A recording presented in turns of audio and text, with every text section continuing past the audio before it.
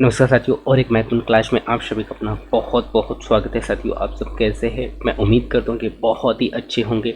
और इस क्लास के माध्यम से हम यहाँ पे चर्चा करने वाले साथियों सीडीपी का, और ये एक नया बैच है साथियों। और इसमें हम यहाँ पे चर्चा करने वाले हैं सीडीपी के पूरे जितने भी जो चैप्टर हैं उनको हम बहुत ही अच्छे से और बहुत ही डिटेल से हम यहाँ पे समझने वाले साथियों। और इसमें जो है बहुत ही डीपली मैं आप लोगों को समझाने का प्रयास करूंगा। सो अब मैं आप लोगों का ज़्यादा समय न लेते हुए क्लास की ओर लेके चलता हूँ साथियों। सो यहाँ पे इस क्लास को समझने से पहले मैं आप लोगों को जो चैप्टर है, चैप्टर का नाम बताना चाहूँगा, जिसका नाम क्या है, विकास की अवधारणा एवं इसका अधिगम से संबंध, है ना।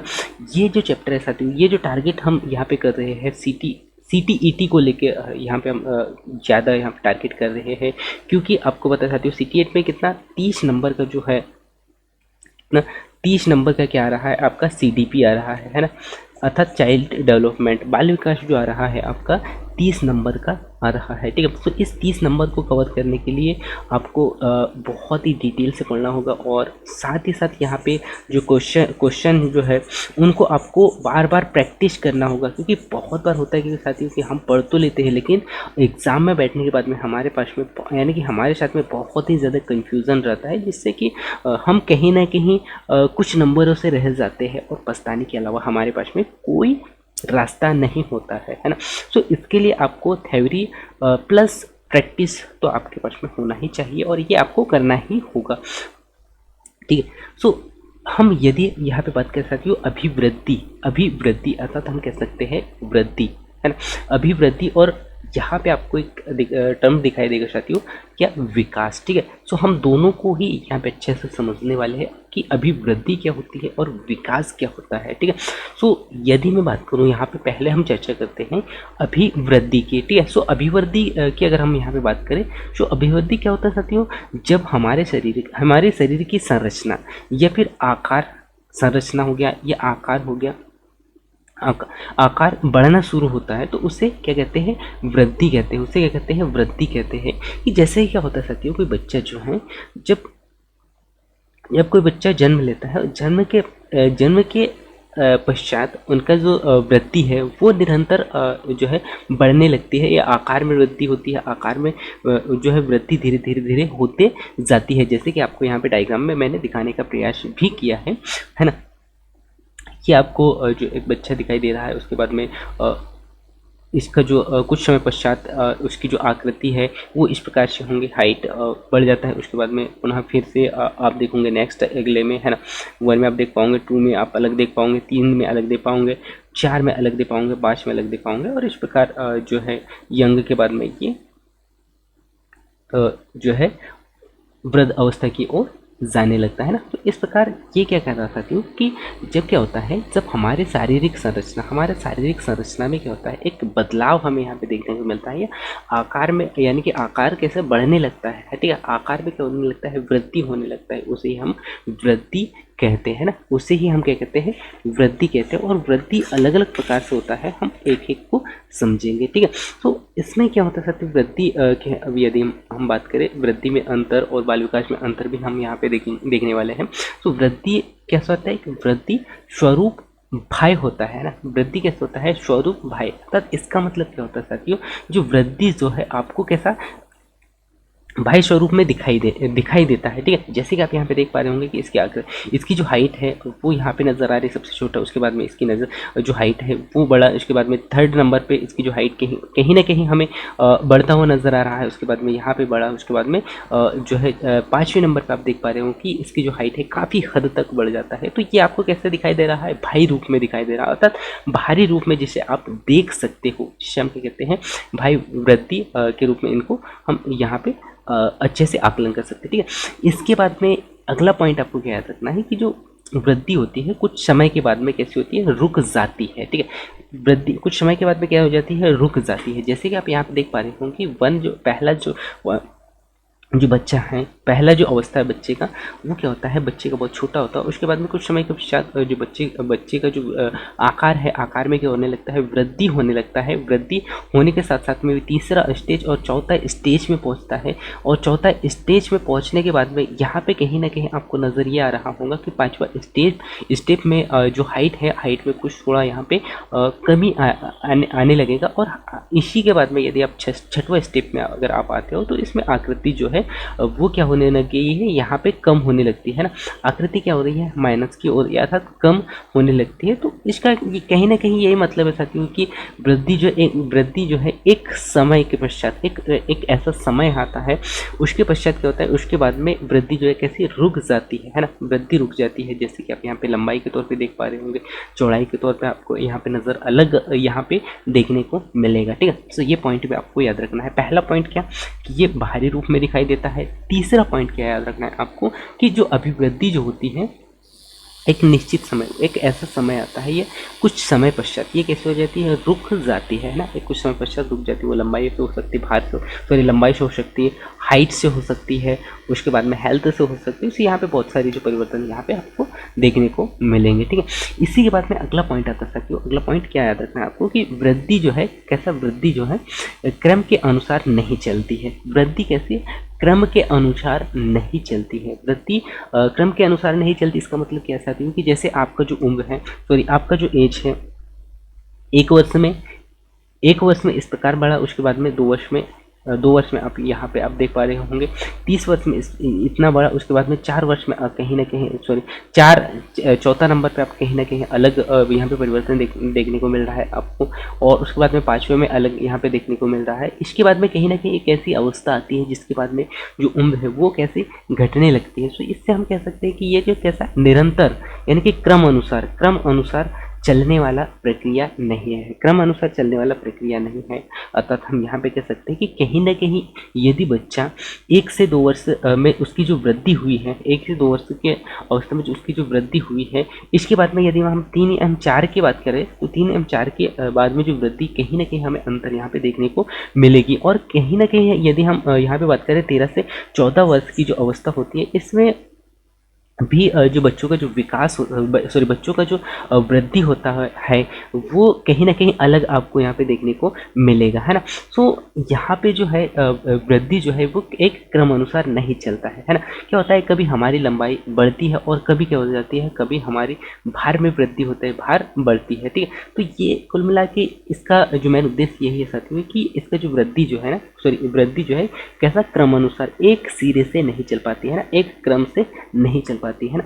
तो थर्ड पॉइंट आपको ये याद रखना है कि ठीक है, पहला पॉइंट आपको याद रखना है वृद्धि जो कैसी है, वृद्धि जो है, वृद्धि का स्वरूप कैसा होता है, बाह्य होता है। ठीक है, दूसरा मैंने आपको क्या बताया यहाँ पे, कि जो वृद्धि होती है कुछ समय के पश्चात एक समय सीमा के पश्चात क्या होती है, रुक जाती है। ठीक है, इसी के बाद में थर्ड पॉइंट मैंने क्या बताया, कि जो वृद्धि जो होती है एक क्रम अनुसार नहीं चलती है ना, क्रम अनुसार नहीं चलती है।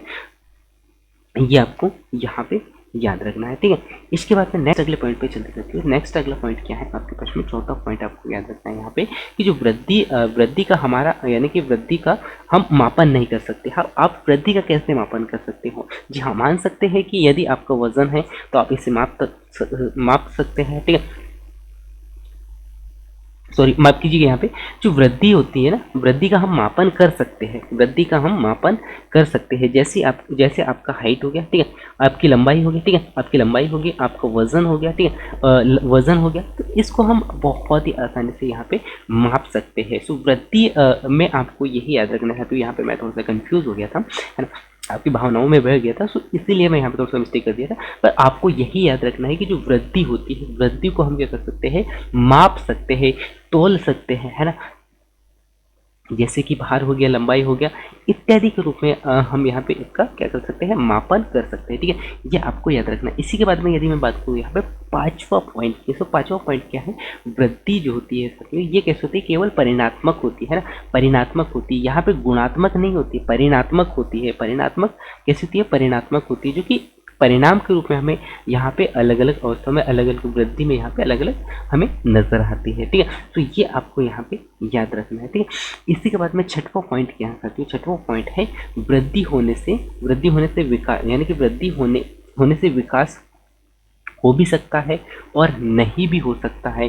तो यहाँ पे इसका जो मेन पॉइंट आपको याद रखना है, सबसे पहले जो छठवां पॉइंट क्या है कि वृद्धि होने के साथ में आपका विकास हो भी सकता है, नहीं भी हो सकता है। यहाँ पे कंफर्म नहीं कहा जा सकता है कि यदि आपका वृद्धि हो रहा है तो आपका विकास भी होगा। क्या आपने ऐसा देखा है साथियों कि जिनकी हेल्थ हाइट अच्छी है, जिनकी हेल्थ हाइट यानी कि कोई एक ऐसा बच्चा है, एक ये ऐसा बच्चा है जिसकी जो उम्र है वो कितना है, 5 वर्ष का है, और एक बच्चा है जिसकी उम्र उम्र क्या है, 10 वर्ष है, 10 वर्ष है, और इस बच्चे से जो हेल्थ हाइट में भी जो है काफ़ी बड़ा है, लंबाई में बड़ा है, भार में बड़ा है, फिर भी है ना, फिर भी इसका जो बुद्धि का जो मानसिकता का जो विकास, यानी कि इस बच्चे का जो विकास है ना साथियों, मानसिक विकास क्या है, इस बच्चे की तुलना में कैसा अधिक है। तो हम कह सकते हैं कि कहीं ना कहीं जो वृद्धि होती है, वृद्धि के साथ साथ में विकास हो सकता है या नहीं भी हो सकता है, इसको हम कंफर्म नहीं कह सकते हैं ना। जब कोई आदमी मोटा होता है, तो उसकी वृद्धि हो रही है, परंतु ये ज़रूरी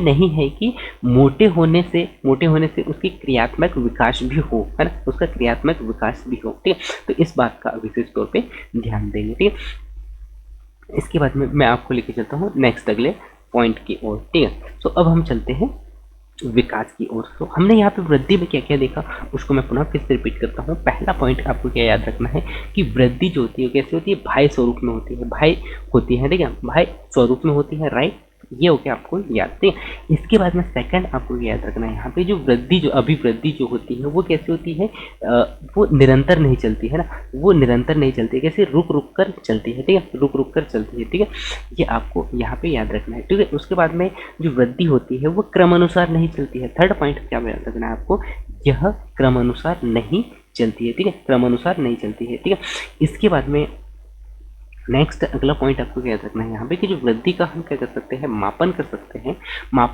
सकते हैं, जैसे कि भार हो गया, लंबाई हो गया इत्यादि के तौर पे जो हम मापन कर सकते हैं, उनका क्या कर सकते हैं हम, वृद्धि का हम क्या कर सकते हैं, मापन कर सकते हैं। ठीक है, ये आपको याद रखना है। ठीक है, यहीं पे यदि मैं बात करूँ अगले पॉइंट की, तो वृद्धि कैसे होती है, केवल यह परिणात्मक होता है, गुणात्मक नहीं होता, परिणात्मक होता है। ये आपको यहाँ पे याद रखना है। ठीक है, क्योंकि हर एक अवस्था में उनका जो रिस्पॉन्स है वो अलग अलग यहाँ पे आपको नजर आएगा। यदि आपको आपके सामने कोई 5 वर्ष का जो बच्चा है, वो उसका जो परिणाम है वो कहीं ना कहीं आपको अलग दिखाई देगा, और एक वही बच्चा जो आगे चल के अगर वो 10 वर्ष का अगर हो गया है ना, 10 वर्ष का हो गया, तो वो कहीं ना कहीं वो आपको अलग रिस्पॉन्स देते हुए नजर आएगा, है ना। तो इससे हम कह सकते हैं साथियों कि इसका जो मेन उद्देश्य यही है इस पॉइंट का कि वृद्धि जो होती है कैसे होती है, परिणात्मक होती है, यहाँ पे गुणात्मक नहीं होती है। बच्चों का जो अलग अलग स्वरूप यहाँ पे हमें देखने को नहीं, यानी कि बच्चों का अलग अलग यहाँ पे गुणात्मक रूप यहाँ पे देखने को नहीं मिलता। ठीक है, ये आपको यहाँ पे याद रखना है। दूसरा छठवां पॉइंट यहाँ पे क्या है कि वृद्धि होने के साथ साथ में विकास होगा ही, ऐसा हम कह नहीं सकते हैं। ठीक है, जैसे कि यहाँ पे उदाहरण भी दिया गया है कि जब कोई आदमी मोटा होता है ना, तो आप ये नहीं कह सकते हो कि ये ज़रूरी नहीं होती है कि मोटा होने के साथ साथ में उसके क्रियात्मक विकास में भी वृद्धि होगी। ठीक है, तो ये आपको विशेष तौर पे यहाँ पे ध्यान देना है। ठीक है, अब हम चलते हैं विकास की ओर। तो विकास क्या होता है, तो यदि मैं यहाँ पे बात करूँ विकास की, ठीक है, तो विकास क्या होता है, विकास क्या होता है जब हमारे मानसिक, है ना, क्या होता है जब हमारे मानसिक सामाजिक संवेगात्मक क्या है,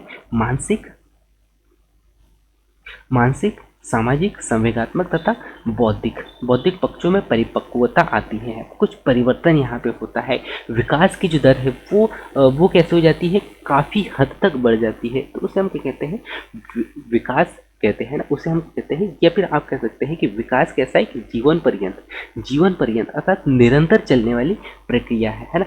यह कैसे है, जीवन पर्यंत निरंतर चलने वाली प्रक्रिया है ना, जीवन पर्यंत चलने वाली प्रक्रिया है। जबकि हमने अभिवृद्धि में क्या देखा था साथियों, अभिवृद्धि में हमने देखा था कि ये जो प्रक्रिया है वो कैसे रुक रुक कर चलती है। ठीक है, इसी के बाद में नेक्स्ट अगला पॉइंट आपको याद रखना है कि जो विकास होता है ना, ये विकास का जो स्वरूप है कैसे होता है, आंतरिक एवं बाह्य दोनों होता है। जबकि वृद्धि में हमने क्या देखा था साथियों, वृद्धि में हमने देखा था भाई, जैसे कि आप यहाँ पे देख भी पा रहे होंगे कि ये जो वृद्धि जो होती है कैसे होती है, भाई स्वरूप होती है। जबकि विकास की अगर हम बात करें तो विकास कैसे होती है, भाई स्वरूप, यानी कि ये जो आंतरिक आंतरिक एवं भाई स्वरूप दोनों हो सकती है, ठीक है, दोनों होती है, ठीक है, ये आपको याद रखना है। जैसे कि मस्तिष्क हो गया, उसके बाद में भाषा ज्ञान, ठीक है, जो कि आपको दोनों यहाँ पे नजर आ रहे हैं, ठीक है।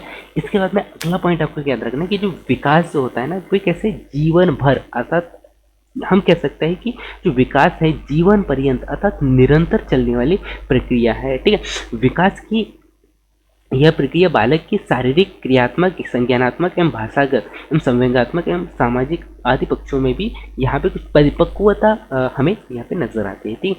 तो ये आपको यहाँ पे याद रखना है। तो विकास कैसा है, जीवन भर चलने वाला प्रक्रिया है, ठीक है। उसके बाद में विकास में निश्चित क्रम होता है। कैसा होता है कि विकास में निश्चित क्रम होता है। जैसे कि यदि हम यहाँ पे बात करें,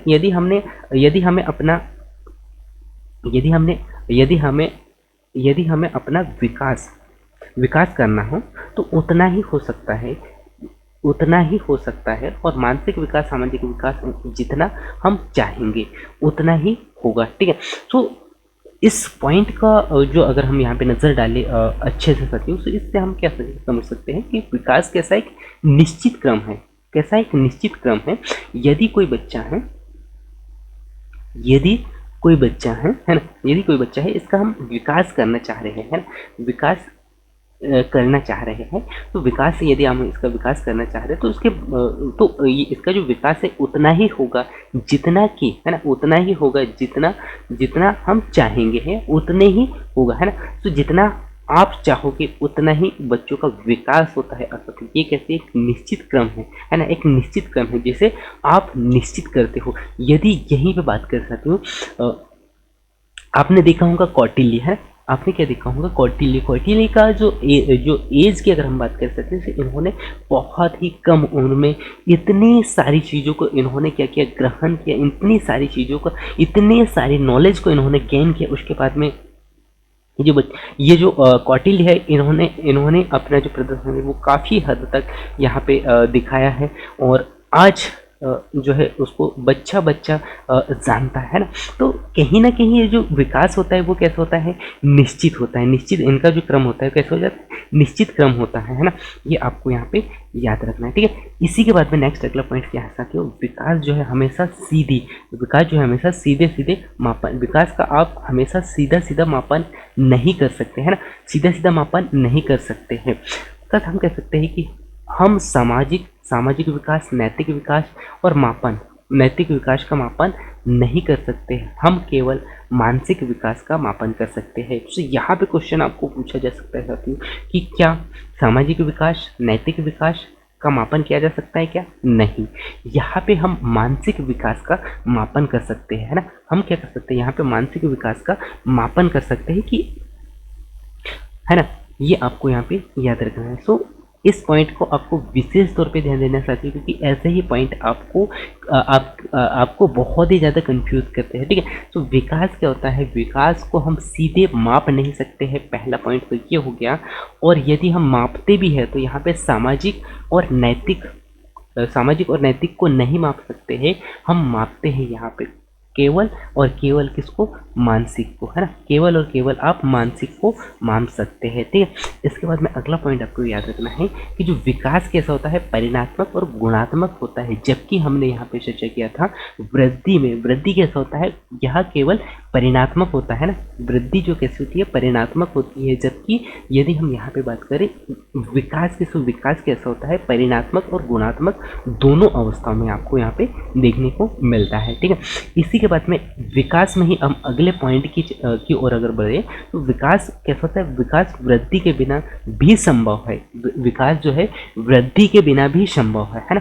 कैसा है, वृद्धि के बिना भी संभव हो, ये आपको याद रखना है। क्योंकि कुछ व्यक्तियों का आकार, जी हाँ बिल्कुल, कुछ व्यक्तियों का आकार, ऊंचाई, भार, भार नहीं होते हुए भी, उनकी जो नैतिक, सामाजिक एवं बौद्धिक विकास इतना तीव्र होता है कि आप उनकी तुलना भी नहीं, यानी कि उनको आप सोच भी नहीं सकते हो। इसका यही है कि वृद्धि जो होती है, सॉरी, विकास जो होती है ना, वृद्धि के बिना भी हो सकती है। और आज ऐसे अनगिनत उदाहरण हैं भारत में, जो कि जिनकी हाइट कम होते हुए भी उन्होंने अपना जो सम्मान है, उन्होंने एक ऐसा कार्य किया है, उनके द्वारा ऐसा कार्य किया गया है जो कि आज भी लोग उनको जानते हैं। और यह मैटर ये नहीं करता कि उनकी हाइट कितनी है, उनकी ऊंचाई कितनी है, उनका भार कितना है, उनका आकार कैसा है, उनका रंग कैसा है, ये इससे कोई मैटर नहीं करता है। ठीक है, तो इस बात को आप सबसे पे ध्यान देंगे। अब हम चलते हैं अगले पॉइंट की ओर, है ना। क्या चलते हैं, अगले पॉइंट की ओर चलते हैं। और अगला पॉइंट आपको यहाँ पे नजर आ रहा होगा, परिपक्वता, है ना। परिपक्वता क्या होती है साथियों, एक ऐसे स्टेज आता है जिसमें जो है संवेगात्मक विकास हम कह सकते हैं, या फिर शारीरिक विकास या मानसिक विकास इतना हो जाता है जिससे कि जो बालक है वो अपना खुद का निर्णय ले सके, अपना खुद का डिसीजन ले सके, है ना। उसे हम क्या कहते हैं, परिपक्वता कहते हैं। और परिपक्वता अनुवांशिक विन्यास के पूर्व निर्धारण स्पष्ट रूप से, यानी कि निर्धारित रूप से प्रकट होने का कहलाता है ना, प्रकट होने का कहलाता है अनुवांशिक विन्यास। ठीक है, ये आपको यहाँ पे याद रखना है। और यह कैसे होती है साथियों, यह हेरिडिटी से रिलेटेड होती है ना। जो परिपक्वता होती है ना, परिपक्वता क्या है, एक अनुवांशिक विन्यास है ना। परिपक्वता क्या होती है, एक अनुवांशिक विन्यास होती है। अनुवांशिक विन्यास के पूर्व निर्धारित रूप में प्रकट होती है। ठीक है, ये आपको यहाँ पे याद रखना है। और ये जो परिपक्वता होती है, ये कैसे हो जाती है, हेरिडिटी से रिलेटेड होती है। और बड़े होने पर ये कैसे हो जाती है, बड़े होने पर मैच्योरिटी आती रहती है ना। ये आपको यहाँ पे याद रखना है। ठीक है, मैच्योरिटी यहाँ पे बड़े होने के साथ साथ में यहाँ पे बहुत सारी जो मैच्योरिटी यहाँ पे आती रहती है। ठीक है, ये आपको यहाँ पे याद रखना है। ठीक है, अब हम चलते हैं साथियों विकास के कुछ आयामों पे यहाँ पे नजर डाल लेते हैं। ठीक है, तो यदि हम बात करें विकास के जो महत्वपूर्ण आयाम क्या है, विकास कैसा है, बहुआयामी होता है। विकास कैसा होता है, बहुआयामी होता है।